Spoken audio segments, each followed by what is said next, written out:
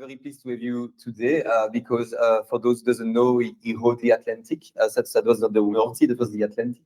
So, Baudouin, thank you for being here. Thank you, Quentin. Yeah, it's already not working anyway. I think, yeah, anyway, you'll take mine. First question is, what the hell? Why? Well, I think that's a very good question, Quentin, and also a question that you ask yourself a lot when you're out there and you're in the middle of the ocean and you really are like, what the fuck have I done? Like it's 2 weeks in and it's horrible and yeah, so I've asked myself that question before, during, and still after, to be honest. But it's quite hard to say. It's funny when you talk to ocean rowers, they struggle to actually know why they did it. But what comes out, and I think it's true for all of us on board, is it starts with a little thing in you where you know you want to do it. You don't know why you want to do it, but you know you want to do it, and it's a thing that you just can't get out of your mind. So for me, it started, I think, 8 years ago. I didn't tell you that when I joined Qover. But it was already there, the seed was planted. And then if I tried to put more like words on it, I think it's the first thing I wanted, of course, is to be out there in the sea. I love sailing, for some of you know that. And rowing is actually closer to swimming because you're not on a sailboat high up on the water. You're in the water. There's 20 centimeters of freeboard, and then it's the water. And so when you row, you can feel day on and day on every single wave, and then you get smashed by them, obviously, because it's not fun otherwise. And I think when you're a sailor, it's a really intimate way of understanding and knowing the ocean. So that was the basic attraction to it. And then you could say, okay, but there's some other more clever stuff to do on the water than row. That's a bit daft. But I think I wanted to experience a couple of things. The first of which is that sort of extreme constraint that you get because you can't walk anymore, you don't see green anymore, you can't eat fresh food anymore. Everything that you know about life just goes away. Even the way you sleep, like you sleep every 2 hours and then you wake up for 2 hours and rowing. So it cuts you away from everything you know. And I'd seen a lot of people do it, and I just thought, okay, I have to at least once in my life know what it feels for real to be at day 35 in the middle of that thing with the hands that you saw. So that's the first one, and the second one, I wanted to experience what your mind does if you don't have any form of entertainment, because we didn't have nothing to do out there. So you're just rowing and talking to your mates or not, and that's it. And so that's if I try to put it into words, but at the end of the day, it's always quite hard to know, I think, why you do things like that. It sounds like your IQ went up for 56 years. So can you, for those who doesn't know, just explain a bit the challenge? So how long it is, how many times it takes, how do you manage food, water? I mean, before we go more into the experience and understand the challenges and the mindset and the tough moment and the great moments, can you just speak about the basics? So what is the challenge about from an operational perspective and some numbers if you have them? Yeah, so let's start with the boat then, the obvious. So the boat's 7.2 meters long, and we're 4 chaps on it. So you can imagine it's a rather close experience. So that boat is built obviously for that. The boat we had was 20 years old. It had done it already 2 times and some other bits and bobs around the UK and so on. It's built in a way that it can capsize, because I get the question a lot. It can capsize, actually. It goes back up automatically if the hatches are closed. If you have the cabins open, they flood with water and you're done, you can abandon the ship. There's no way of turning it around. But as long as you keep that happening, you can actually basically weather any kind of storm. So in terms of comfort at sea, in mental comfort, you're never really afraid if you have your hatches closed. So on that boat, we had to fit 4 guys. My cousin is 2 meters, 125 kilos. Still don't know if it was worth it to have him on board. Does he weigh more than he rows? But now he's at 100, so he lost 25 kilos. So I think that's now it's a good ratio. And you have to fit the food, you have to fit your equipment, you have to fit everything, and it's shrunk and tiny. I don't know, somewhere like my hand to the wall or something. So the main challenges at the beginning were really logistical. Is how are we going to get 1,000 freeze-dried food packages, all the nuts, all the bars and everything on that boat. For water, we, thank God, had a desalinator, which is a little machine that filters out with solar panels. It takes a lot of power. The seawater, a lot of drama around that one because it started making really strange noises after a week. And the alternative is to pump your water manually. It takes an hour for 4 liters. So on top of rain, it's not something you really want to do. Thank God it lasted till the end. We like tricked it a bit. It worked, but it's a usual thing apparently. Like for the water maker to break. So we weren't too worried, just bothered. And then in terms of the rowing itself, you have 2 rowing positions, and it's very straightforward rowing. Actually, if you compare it to river rowing, that's super artistic, and you have to be to the millimeter. That's complete butchering rowing. So you just because anyway the boat just tilts all the time, so there's no way to do a proper stroke. So it's a very inelegant subsection of rowing. And you row 2 hours and you rest for 2 hours, 24/7. There's only like comfortable space for 2 people in the cabin. So if you don't want to row, well, your mate can't rest. So you have that sort of continuous rotation going 24/7. There's 2 on, 2 off, 2 on, 2 off, and it breaks down completely your day, which means that you lose track of time completely. Your brain's not really made for that. And then what else? In terms of speed, you're faster walking. So it's a very slow thing. And the distance, we had 5,000 kilometers, so somewhere like 3,700 miles, nautical miles to cover. I don't do the maths, they're probably wrong. So that the estimate was 55 days, and we made it in 54. So just about under we want. Thanks, super impressive. Before we go to the deep questions, is that you were actually, I asked you why, but there is maybe a why you did not mention, but it's the Lazarus organization. And so you decided to support the Lazarus organization. Can you share more information about why the Lazarus and what do they do? Yeah, so I didn't mention it in the why, in the sense that the project we did for ourselves initially, and when we started it with the mates, we were like, okay, fine, you're doing a bit of a selfish thing, which is okay. There's no harm to that. But you're also, if you're not giving it something bigger than yourself, you're kind of wasting an opportunity to do good at the same time. And so when we thought about, okay, do we want to give that extra sense to the project? It was a big yes in the team. And Jean's sister, one of the rowers, is the family responsible for Lazarus Brothers. What is Lazarus? They do shared homes, so flatmates, where half of the people are young professionals and the other half are homeless people or people that come from the street or a difficult social background. With the thesis that, yes, you can provide a roof, that's important, but the most important thing is actually a social sphere where you can rebuild yourself emotionally or build yourself for the young professionals.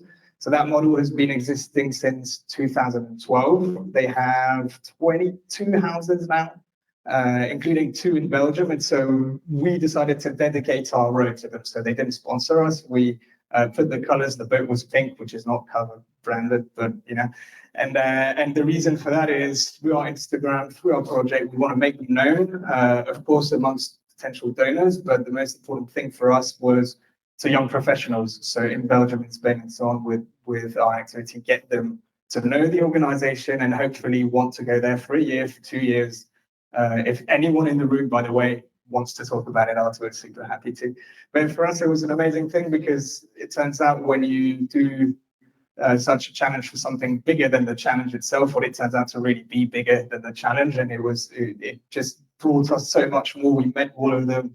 The crazy life stories that we encountered were just so further beyond that it just gave the whole project so much more sense than just a bunch of mates going to row ocean. Thanks. And if you're interested, Google Lazarus. It's really great for what they do, and I think it's super. You supported them. So Baudouin, your mate decided to appoint you captain of the boat. Are you sure I know you very well before the? So can you tell me what does it mean to be captain of the boat? What was the preparation, and did you went into managing conflict? Did somehow Qover help you? You know, we do a lot. We have some framework. We build with a vision. Did you build a vision summary with key rocks and key activities or whatever? So please tell us about not the why. I think there maybe didn't realize, but what does it take? What does it mean? And what are the challenges in the framework? So yeah, quickly on the why, the only reason they chose me is because it's just the title and we don't care. So, no, it's really interesting you say that. Let's start with the cover bit. Actually, we use the colors as our basis, like very, very basic framework when we started building the team, because it turns out it actually works super well to understand reactions. When we went training to Jersey, so we rode to Jersey and back, which is next to Brittany. Like we started having our first conflicts, and guess what? It was really just because of communication and just misunderstandings and people reacting differently. So that was the foundational one. And then also we went through and quite thoroughly actually an exercise of key rocks and vision summary. I really didn't call them that because PTA in some, but essentially it's the same principle. If you don't have clarity on where you're going as a team, you're going in really, you're going to get in conflicts because of differences in vision. And so we went really deeply into why are we doing it, how are we going to do it, and then on board, what are the major principles. So we had 5 of them, probably forgot them already, but they were essentially, as you can imagine, like it's small things, but that just put the framework on how you live aboard together. And the role as a captain traditionally in sailing is very crucial. When you're a captain, you actually have insane powers out there. You can marry people, which I did 5 times out of 4.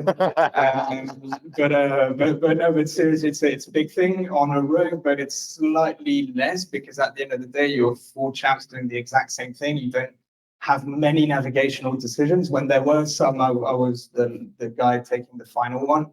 But as a culture on board, we went for a very flat thing anyway. So I was really there as a backup. If there was an unsolvable conflict, I could make a final call saying, okay, no, we're going to do this, or you're going to do that, or so on. But that actually never needed to happen because all the conflicts we wanted to go through. Maybe to give you final context on that whole preparation, about 50% of the teams that row an ocean don't talk to each other for life afterwards because it's so intense humanly that you just fall out if you don't prepare it well. And so for us, we were way better prepared mentally than physically, actually.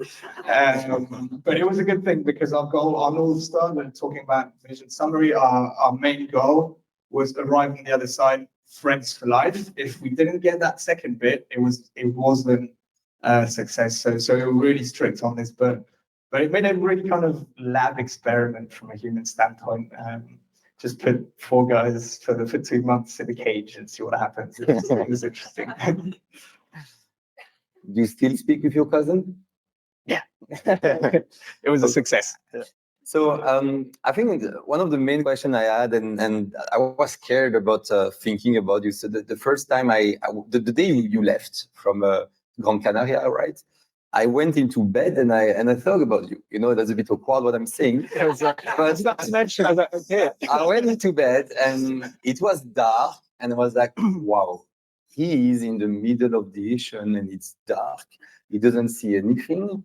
But what happens if there is a massive storm? I mean, I would be scared. So can you tell me about, first of all, when there is a massive storm, or high are the tides, or dangerous it is, or do you have to prepare yourself? Because I guess, you have to do something special. And did you have some storm? And how did you feel with the storms? So don't lie, Quentin, when you thought about it. You tucked into your bed, you were like, what an idiot. But yeah, of course, those storms are a big part of the crossing. I mentioned earlier the boat. I think when you're out there in the sea, your level of stress with regards to that depends on the level of trust in your boat. And we had really a strong trust in that boat for many reasons. We knew the guy who built it. We knew people that had rowed it across. We knew of its way of behaving and so on. So I don't think we were really profoundly stressed. Also, in that part of the world, there's actually quite a lot of people around. So a cargo ship goes 50 kilometers an hour, give or take. So 500 kilometers in a cargo ship, 10 hours. You've got people that can come for you, and you have GPS signals, you have everything. So that kind of gives you the sort of base layer of stress-free storm taking. To then get into a bit more detail, there are multiple ways of handling a storm. First, does it go in the right direction or does it not? If it doesn't, we have what we call a para anchor. So it's a big parachute you put in the water, and that holds you in the water, and so you don't drift with the winds and the waves, and it keeps your boat in the right angle to the waves, so that you don't capsize with every single wave and end up in a washing machine. That is if it goes against you. If it goes with you, you put the same little thing, but it's smaller. So it allows you to drift with the wind because you want to drift with the wind, but it still keeps the boat to the right angle with the waves and so on. And so that's for really strong storms. And then for anything you feel comfortable rowing in, just row in it. And that saves you from having to tuck in next to your big cousin in the cabin, which actually did happen. We did a test for 2 hours, 3 in the stern cabin, and no, I'd rather be in the storm, like outside, and be tucked in. And we got a few like rough patches. We didn't get anything that stopped us from rowing. The way you prepare for that is you, of course, prepare all the deck. You have to tie up everything. You can't have anything loose, whether inside or outside. Yourself, by the way, you're constantly clipped to the boat with a harness. So it's a climbing harness. You cut off the legs, just keep the waist. And then we had a religion on board. The only principle that we couldn't deviate from was clip on. Even if it's flat waters, no thinking, clip on. So that was also part of it. But for us, it was the routine.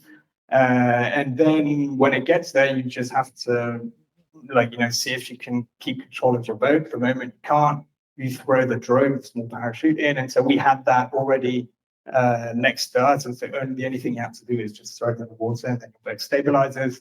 That happened once, actually. We had a near capsize on a very big side wave that completely sort of threw us on the side.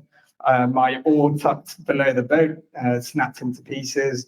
And so that was really convenient. All I had to do was look off with the little parachute, and then I could chill and take the time to change the oar and so on. So, but there's a tiny little regret not to have had that gigantic horrible storm where you have to stay 5 days in the cabin without rowing. But I'll have to go back. It's fine. How high the waves?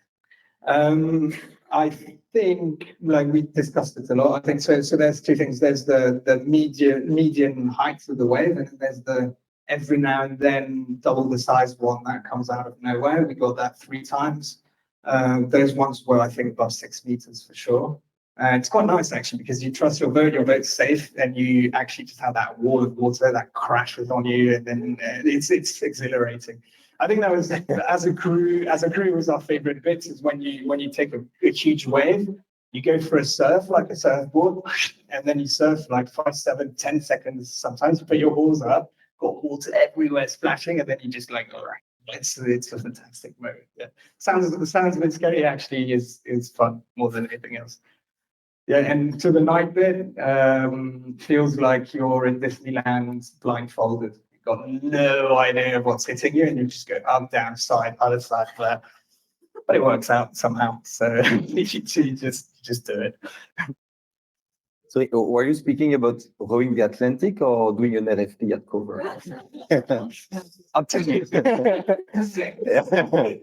Much easier the Atlantic. Can you share maybe let's go to the most difficult moment. Okay. What was in this entire journey the toughest moment you have experienced? And I want 2 different stories. One which is more oriented toward physical difficulties or pains, and the other one more about emotional or psychological one. So let's start with the physical one. I actually have 2 that I don't really know which one was toughest. But I think so. I got a few heat strokes because it's very warm down there. And so when you get a heat stroke, you collapse, and then you're out for 6 or 12 hours, completely freezing in a 45-degree cabin. It's a bit weird. Paradoxically, that was really tough, but also quite nice, because freezing when it's 45 degrees is actually nice. so you're heat strokes quite comfortable. But I think the physically for me was waking up, especially the first weeks. Didn't manage to sleep well, and I would hallucinate when I woke up. So I was telling other colleagues, day 15 or somewhere, I woke up. Well, they woke me up, and I was like, "Where the fuck are we?" And they were like, Pacific. And then they realized I was absolutely serious. And I was like, but why didn't you wake me up for the start? Like, this is so mean. I was sleeping in the cabin and it was day 15. And then I went obsessed about needing to go shopping in Decathlon to get some food because we were freezing to death. And so I don't know. So that's the kind of states where I got. And I also discovered you can sleep in row at the same time. Which is a thing I had heard of. Like some militaries told me you can walk and sleep at the same time by just holding the backpack. It works. Like it works. It's a bit insane because you then split a bit in half. You kind of know you're there, but you're not there. You're dreaming, but you're not dreaming. It's kind of a really interesting thing. But then the good thing is your shift in 5 minutes is over because you were sleeping. So it's a good thing. But I think the waking up for me was a constant pain every single time. I never got over it. It was horrible. And emotionally speaking, and emotionally speaking, that I know very precisely. I think it was somewhere like week 2. Essentially, to give you the context, there was a sand cloud from the Sahara that was above us for the first 2 weeks and a half, which dropped the temperature by a good 5 or 10 degrees below what was expected. So we didn't have any fleeces. We only had t-shirts and our waterproof jackets. That was it. So we were completely freezing.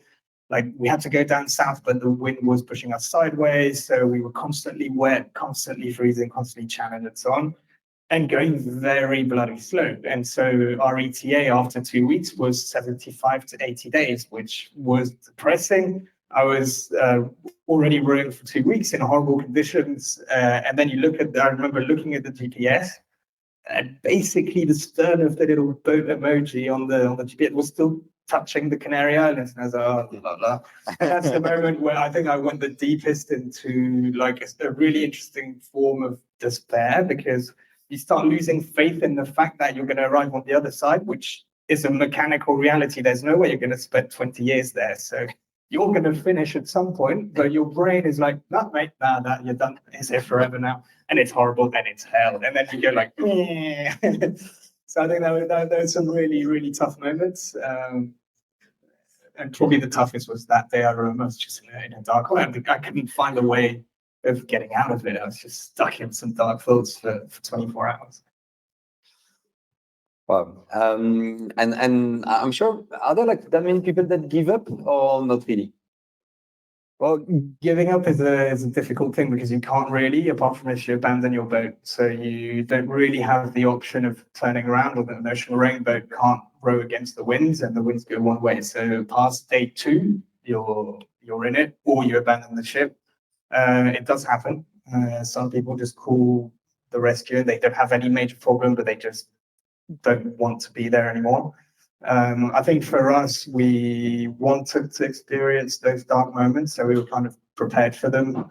So we never really had that giving up option anywhere in the matrix. But yeah.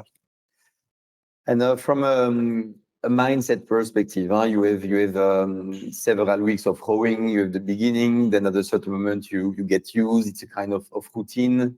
And then at a certain moment, you understand you will reach the end. And I guess at some point you see for the first time the land. How does your mindset evolve over time? Do you have a clear view about the split, like week 1, week 2, or how does it work?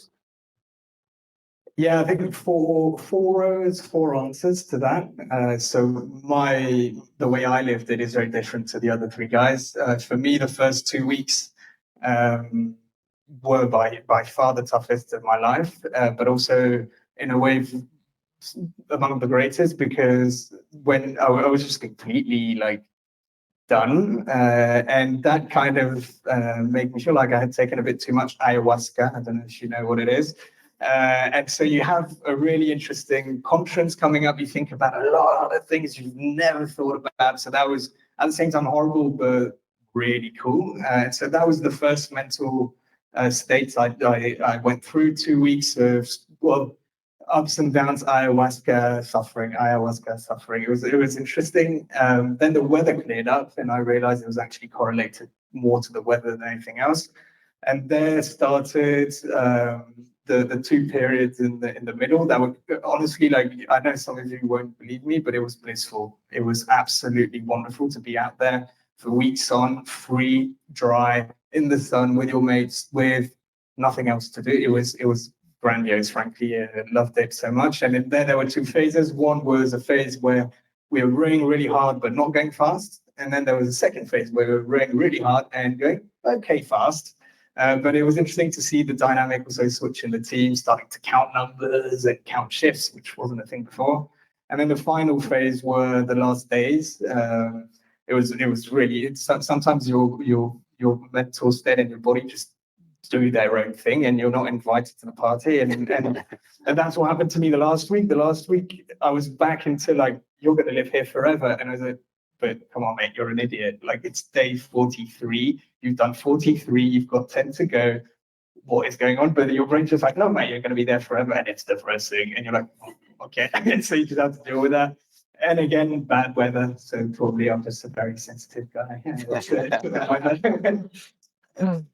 So that's amazing. And of course, you have a lot of tough moments, but sometimes, to find back the energy, you have some great moments. First of all, what did you do at the New Year? Because you left on December the 8th, if I recall properly. So there was a New Year. We also did a yearly party at the Spirito, and we sent some talk to you while we were there. So did you add some champagne or whatever, or you just drink like salty water? I don't know if you saw the tiny little bottle that my cousin was very happily drinking. So that's Chartreuse Elixir. So it's the hardcore version of Chartreuse, but that's the only alcohol we took on board. We hesitated because, could have brought some beers and everything, but I decided not to for some obscure reasons. So New Year's was the moment where I got the quickest drunk, the quickest sober again, and the quickest hangover. It was 2 hours drunk, 2 hours sobering up, 2 hours hangover, done. That was my New Year. 2 hours, obviously. Nice. And there are some moments you are in the middle of the ocean. There is nothing. I guess it's dark. You see nothing, and sometimes you cross people. You've met some people, and it's funny because I got in a WhatsApp a video of someone who met someone in the ocean, and it was a boat of someone I know that was crossing his boat. So can you share a bit about how it feels and share some stories of people you met in the ocean? Yeah, so we had two boats cross our path, because even though if you go on marine traffic, you can see all the boats in the world, like airplanes, what's going on. It seems like there's a lot of people, but it's actually so big that even though they're not far away, 100 kilometers is still far away. So we only saw two boats. The first of which was another rowing boat. So the odds of that were stupid. They were part of the race, so not even like the other chaps on the tracker, which we thought they were initially, but we just saw that rowing boat on the horizon. Like, shit, there's a rowing boat on the horizon, bloody hell. And then we didn't have binoculars, obviously, or maybe we did, but I don't know where they are still to date. And so we just like sharpened our eyes, and it turns out it wasn't the same model as us, so it wasn't our friends. So, bloody hell, there's another rowing boat, we don't know that. So we just like took the VHF and met up, chatted for an hour. They were four dudes doing the race, 50 to 60-year-olds. And they had said, yeah, Parker, you go. and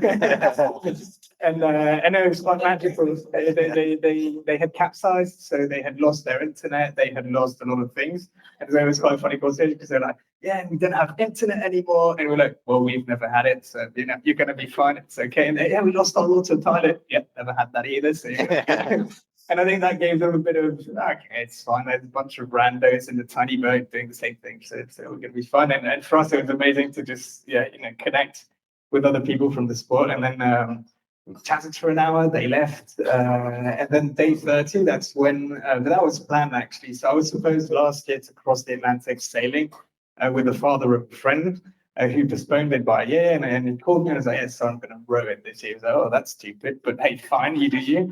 But let's cross. And I was like, yeah, okay, cool. But I didn't believe it was feasible that much. It's so big out there. But it turns out Eric, the skipper, did all his trajectory according to us. And so he was getting our position every 4 hours and managed to actually get to us by night.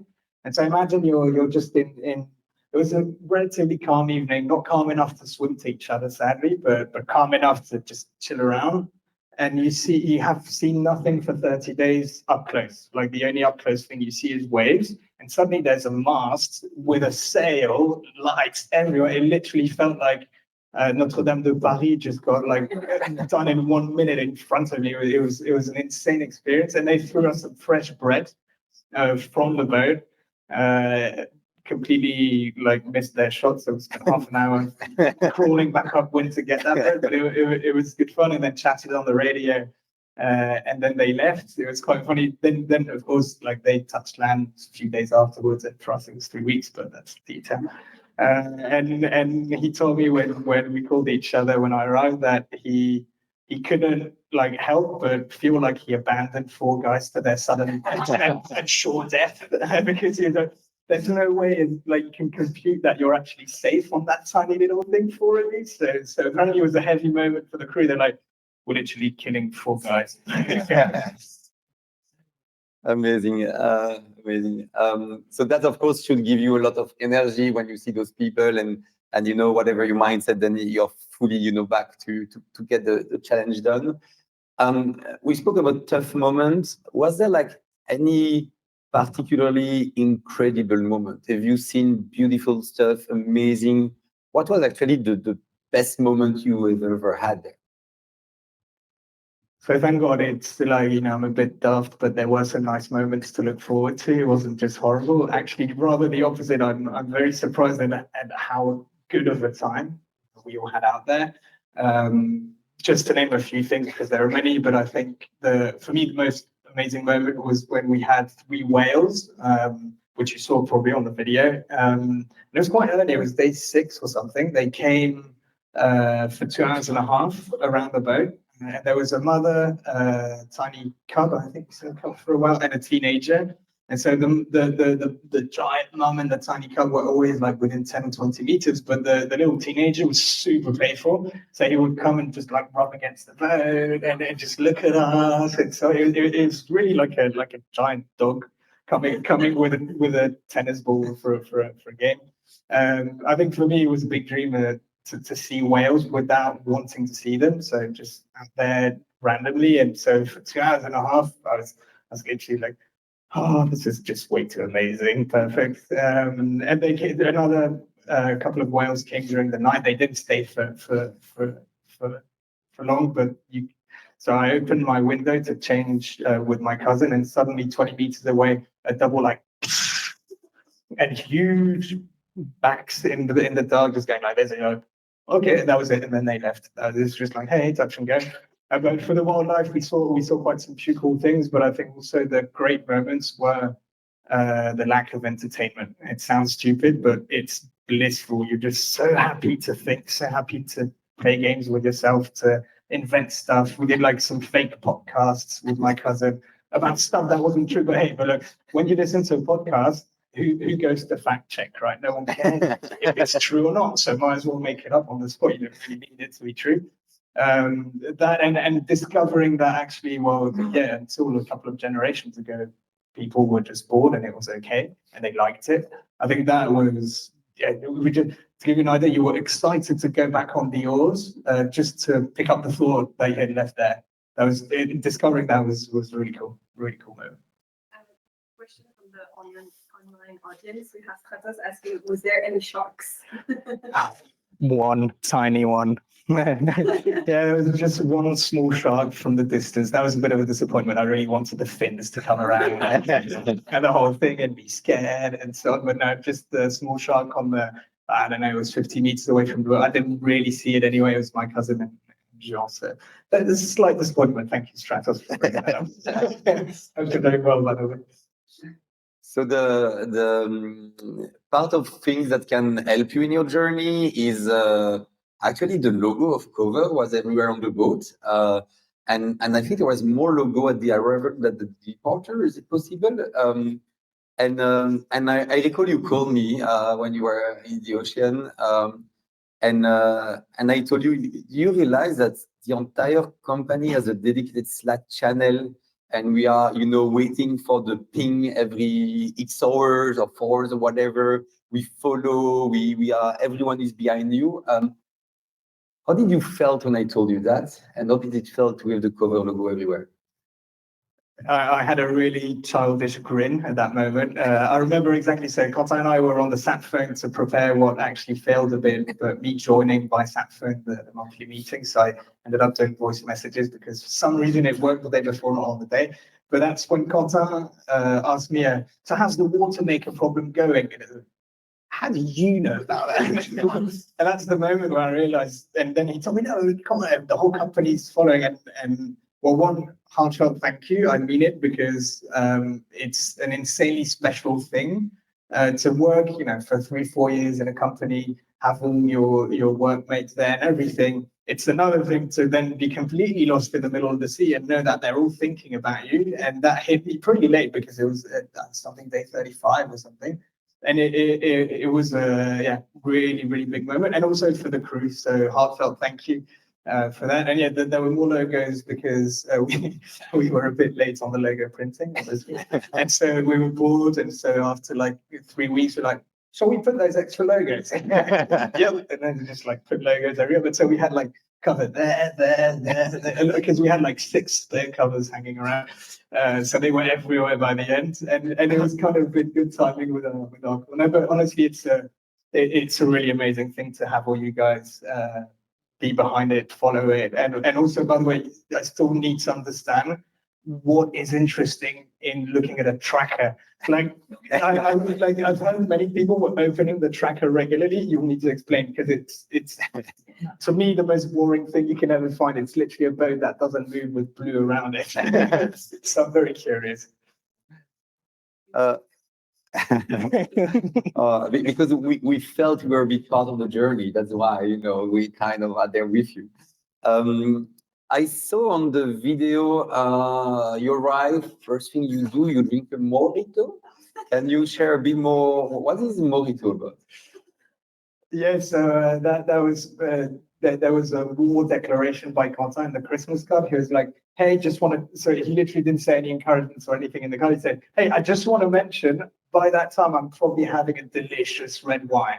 And so that put me a thought in the head. And so then when Quentin offered that the first gin and tonic or mojito would be on cover, well, honestly, I was already pissed off about the comment at Christmas. So yeah, no, it was a mojito. Well, the good thing is with land sickness, you're already completely drunk anyway. You can't stand up, so I could have as many as I wanted, and it felt amazing to have the first one by Theo brought to my hand, saying, "This is from Qover and Quentin." Thank you, Theo. Yeah, we stick to our reputation with a chief tequila officer and now a chief mojito officer. Thank you, Theo. Then the next one, from what you've seen and know that you have the experience, what is most difficult, to row the Atlantic or to win a deal at Qover? I can't tell you what's toughest. I can tell you what's longest.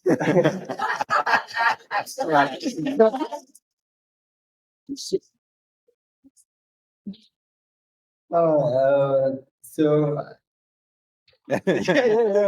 Within another 10 years. is there like you've done it, it's an amazing challenge, you learn a thing, but is there like something particular or something that changed your life forever? We grow, we get more experience, and our behavior or life is influenced by our past experiences.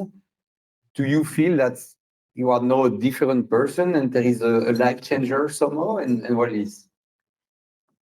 That's a really good question, and apologies. I had good training in the car this morning with Sam and Co. So sorry for the second time.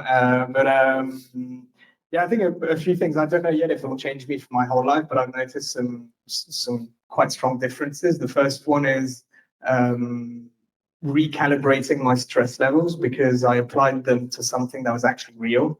Because our stress levels are a sort of animal reaction and we apply it to human situations. There, I was back in nature in some naturally stressful situations. And since I came back, I just noticed I don't stress anymore that much for much. So that was an interesting change to see. And I think a lot of the guys, I was actually watching short interview of the free solo guy not a long time ago, Alex Arnold or something like that. He said the exact same thing. He said when you're in an airport, you're in the safest place in the world, and people stressed like they were like with a lion on their tail running behind them. And I think that was really interesting to live that and see, yeah, okay, it's actually true. We can, if you take the time to apply it on natural stuff, then you're cooler during the rest of the time. And I think the other big change is I haven't been bored yet, and I can literally be in a chair like this for about 5 hours, and it won't bother me because I'm used to having that little thing going on. I remember I was queuing for 45 minutes at the supermarket the other day, and when I arrived, I was like, I should be really pissed off, but I'm not. Okay, that's weird. Nice. Since we have a few people that might want to row the Atlantic too because they are inspired by you, do you have any advice for those people, or what advice would you give to yourself if you could take a time machine? Well, it's going to be very cheesy, so apologies for that. But just do it. It's like during the project, of course, you have doubts, and when you sign up for the boat, you're like, what am I doing? But if you have that little voice, and it's pretty clear that you don't need to know why you want to do it. If you know you want to, then just go do it. It's worth it for sure. Please don't do it. So nice. So it sounds like it was a bit easy because when you speak about it, I think it looks like easy. So if it was since it's too easy, what's the next big thing? Anything you have in mind? Anything that will happen soon? Yeah, trick question there. Yeah, so it's still in the early days, but in December I'm joining a crew of professional offshore sailors. So back to sailing on a giant racing catamaran to attempt to be the first multi-hull, so catamaran or trimaran, to sail around the world non-stop, but the reverse way, so against the wind and against the storms and everything. On a giant catamaran, I won't have to row anymore. I won't have to say there's going to be multiple cabins, beds, and stuff. So it's just going to be a bit longer. It's going to be 100 days estimated. It's like, you have like your childhood dreams, and then you have the ones you're not allowed to dream too. Like it's like if you play football at a decent level, you're not going to get to Real Madrid. Or at least for me, that was the case. I don't know for people in the room, but they are by a lot of luck kind of allowed to maybe potentially play in that kind of league sailing wise. So it's a really, really interesting thing. Still on the lookout for sponsors. Just kidding. But yeah, so that will be December, and you should hear more about it because it's still in the build. You should hear more about it in the coming months.